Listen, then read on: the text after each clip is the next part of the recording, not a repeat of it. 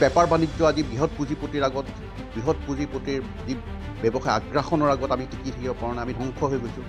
40 লাখ যদি নিবনুৱা আছে, 1 লাখ 1.5 লাখ কি কৰিব? উঠি অহা নৱপ্ৰজন্মৰ ভৱিষ্যতৰ ৰাস্তা কি কৰি খাব তেওঁলোকে?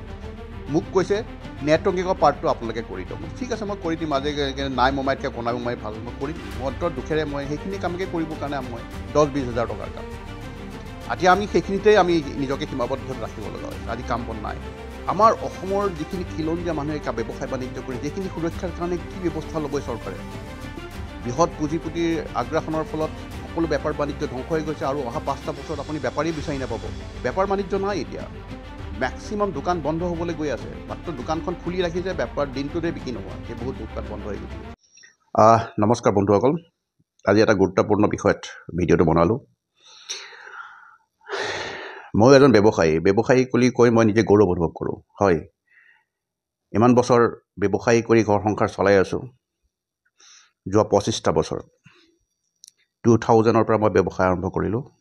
ভালেই চলি আছিলে, খুব বেছি ডাঙৰ নহ'লেও মই ঘৰ সংসাৰ চলাই আমি চলি আছিলোঁ। কিন্তু বৰ্তমান অৱস্থাত আমাৰ অতিকে শোচনীয় অৱস্থা। মোৰ বুলিয়ে কোৱা নাই, বহু ব্যৱসায় বাণিজ্য আজি নাই। এই কথাবোৰ চৰ্চাও নহয়, মিডিয়াতো চৰ্চা নহয়, সামাজিক মাধ্যমতো চৰ্চা নহয়। মানুহে নকয়, হয়তো কোনোবাই লাজত নকয়, কোনোবাই ভয়ত নকয়, কথাবোৰ নকয়। কিন্তু কথাবোৰতো ক'ব লাগিব কোনোবাই। আৰু এনেকৈ কিমান দিন? আজি বৃহৎ পুঁজিপতি গোষ্ঠীৰ আগত আমি টিকিব পৰা নাই। যোৱাকালি মোৰ লগত এটা ঘটনা ঘটিলে, মনটো অতিকে মোৰ বেয়া লাগি আছে। তাৰপিছত যোৱাকালি আৰু কিছুমান ঘটনা ঘটা চকুৰ আগত দেখা পাই আছোঁ। অসম এছেম্বলিত যি ধৰণৰ পৰিস্থিতি উদ্ভৱ হৈছে, যিবিলাক কথা আলোচনা হ'ব লাগে, চৰকাৰী পক্ষত থকা নেতাসকলে বা বিপক্ষত থকা নেতাসকলে যিবিলাক কথা আলোচনা কৰিব লাগে, ইয়াৰ কথাবিলাক আলোচনা নকৰে। অনৰ্থক কিছুমান ইছ্যু তৈয়াৰ কৰি তেওঁলোকে সময় পাৰ কৰি থাকে। তো আমাৰ কথা কোনে ক'ব? আমাৰ কথাটো আমিয়ে ক'ব লাগিব যে বেপাৰ বাণিজ্য আজি বৃহৎ পুঁজিপতিৰ আগত, বৃহৎ পুঁজিপতিৰ যি ব্যৱসায় আগ্ৰাসনৰ আগত আমি টিকি থাকিব পৰা নাই, আমি ধ্বংস হৈ গৈছোঁ। আমিতো বা ধ্বংস হ'লোঁ, উঠি অহা নৱপ্ৰজন্মৰ ভৱিষ্যত ক'ত? চাকৰি 1 লাখ 1.5 লাখ, 40 লাখ যদি নিবনুৱা আছে, 1 লাখ 1.5 লাখ কি কৰিব? উঠি অহা নৱপ্ৰজন্মৰ ভৱিষ্যতৰ ৰাস্তা কি কৰি খাব তেওঁলোকে? সকলোতে বৃহৎ পুঁজিপতিৰ হাতোৰা। যোৱাকালি এটা চেণ্ট্ৰেল গভৰ্ণমেণ্ট ডিপাৰ্টমেণ্টে মোক মাতিলে। মোৰ লগত আগৰ পৰাই মই তেওঁলোকৰ লগত কাম কৰি আছিলোঁ। আজি বহুদিন কাম নাই, হঠাতে মোক মাতিলে, মই গ'লোঁ, দেখিলোঁ তেওঁলোকৰ, মইতো IT লেভেলত কাম কৰোঁ, তেওঁলোক বিৰাট ডাঙৰ IT ছেটআপ বহালে। মোক ক'লে আপুনিতো নোৱাৰিলে দিব। মই নোৱাৰোঁ, আজিকালি জেমছৰ থ্ৰুৱেদি পাৰ্চেছ কৰিলে মই ৰেট কম্পিট কৰিব নোৱাৰিলোঁ আৰু মুঠতে মই এইটো মোৰ ভুলো হ'ব পাৰে, বা I am not competent, I don't know'. মই নিজৰ ক্ষমতা বনাব নোৱাৰিলোঁ। সেইবিলাক অসমৰ কোনোবা মানুহে পালেও মোৰ বেয়া কথা, মোৰ দুখ কৰিব লগা নাছিলে। সেইখিনি কোৱা বাহিৰৰ ৰাজ্যৰ মানুহে আহি পেলাই তাত ইনষ্টল কৰিছে, কাম কৰি থৈছে। মোক কৈছে নেটৱৰ্কিঙৰ পাৰ্টটো আপোনালোকে কৰি দিয়ক। ঠিক আছে, মই কৰি দিম। আজি নাই মোমাইতকৈ কণা মোমাই ভাল, মই কৰি দিম। মই অন্তৰ দুখেৰে মই সেইখিনি কামকে কৰিবৰ কাৰণে মই 10-20 হাজাৰ টকাৰ কাম। এতিয়া আমি সেইখিনিতেই আমি নিজকে সীমাবদ্ধ ৰাখিব লগা হৈছে। আজি কাম বন নাই। এতিয়া কথাটো হ'ল, আমাৰ অসমৰ যিখিনি খিলঞ্জীয়া মানুহে ব্যৱসায় বাণিজ্য কৰি যিখিনি সুৰক্ষাৰ কাৰণে কি ব্যৱস্থা ল'ব চৰকাৰে? এই নেতাসকলে, চৰকাৰত থকা নেতাসকলে, বিপক্ষত বহি থকা নেতাসকলে এইখিনি কি চিন্তা চৰ্চা কৰিছে নাই? আজি বৃহৎ পুঁজিপতিৰ আগ্ৰাসনৰ ফলত সকলো বেপাৰ বাণিজ্য ধ্বংস হৈ গৈছে আৰু অহা 5টা বছৰত আপুনি বেপাৰী বিচাৰি নাপাব। যি ধৰণে নতুন টেকন'লজি ইউজ কৰি তেওঁলোক আগবাঢ়ি আহিছে, আমাৰ মানুহে কি কৰি খাব? বেপাৰ বাণিজ্য নাই এতিয়া। মেক্সিমাম দোকান বন্ধ হ'বলৈ গৈ আছে। মাত্ৰ দোকানখন খুলি ৰাখিছে, বেপাৰ দিনটোতে বিক্ৰী নোহোৱা, সেই বহুত দোকান বন্ধ হৈ গুচি গৈছে। মোৰতো বহুত বন্ধু আছে, ফেঞ্চি বজাৰতো বন্ধু আছে, বেপাৰ বাণিজ্য নোহোৱাকৈ দোকান বন্ধ এৰি ঘৰত বহি থাকিব লগা অৱস্থালৈকে পৰ্যায় পাইছেগৈ। তেতিয়াহ'লে অসমৰ যিসকল ব্যৱসায় বাণিজ্য কৰি চলি থকা মানুহ আছিল, সেই মানুহখিনি কি কৰিব?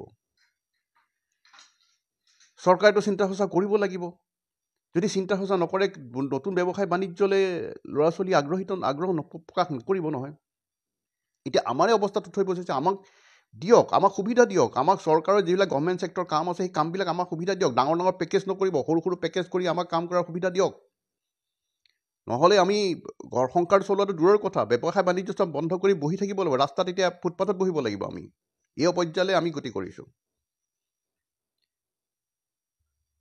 মই সকলো ব্যৱসায়িক যিসকলে ব্যৱসায় বাণিজ্য কৰি কালিতো টিভিত আৰু আহিছে যে এজন মানুহে কান্দিব লগা অৱস্থা হৈছে, তেওঁ পে'মেণ্ট নোপোৱাকৈ 2 বছৰ ব্যৱসায় বাণিজ্য কৰি পে'মেণ্ট নোপোৱাকৈ ঘৰ সংসাৰ চলাব লগা হৈছে। কেনেকৈ চলাব?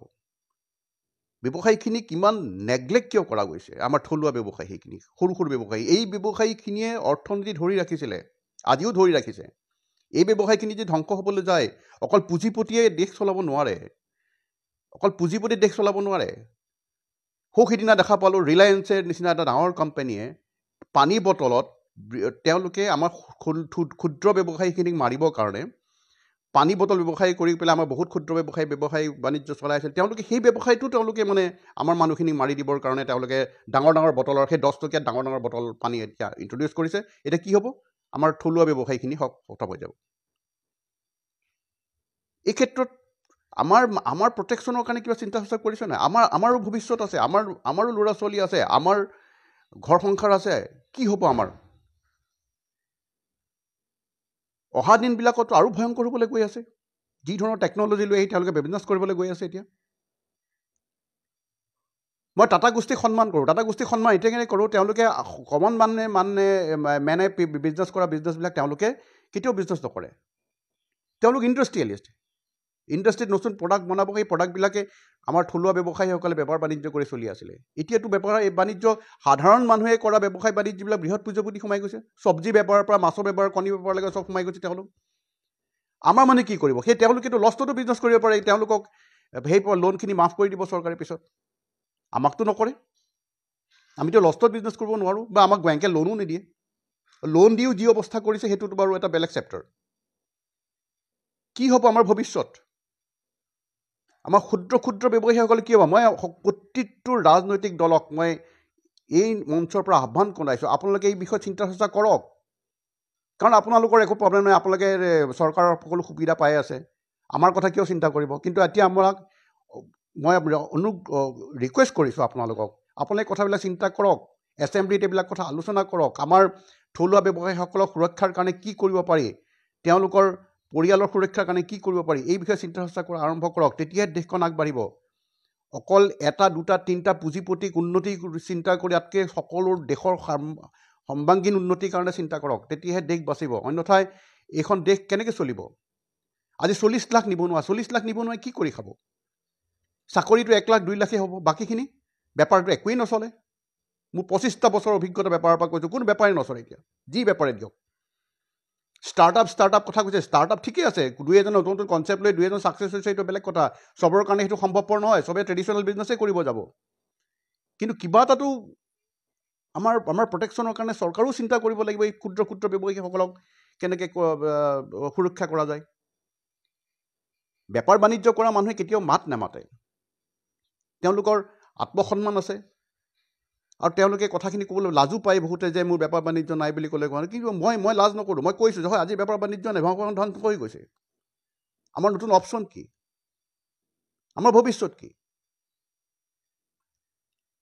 অতি গুৰুত্বপূৰ্ণ বিষয় এইবিলাক।